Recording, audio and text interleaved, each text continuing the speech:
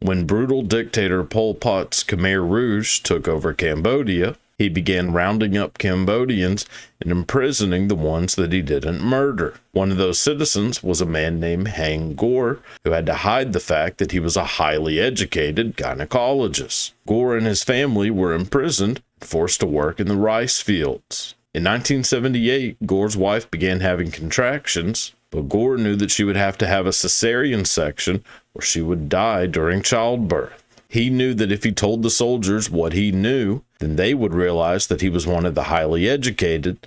They would round up his entire family and execute them. So he was forced to say nothing and watch as his wife and unborn child died during childbirth. The following year, Gore and his niece were able to escape and eventually made their way to the U.S. Even though he had never acted before, Hang Gore was cast in the 1984 film The Killing Fields. His performance in that film would earn him the Academy Award for Best Supporting Actor, making him the first Asian actor to win an acting Oscar. 12 years later, in 1996, Gore was outside of his home in Chinatown when 3 young men walked up to him and demanded that he give them his Rolex, which he did. They then demanded that he give them the gold locket that he was wearing, but because it held a picture of his deceased wife inside, he refused. The men then shot and killed Hang Gore, who died at the age of 55. The 3 men were eventually arrested, put on trial, and found guilty of his murder on April 16, 1998,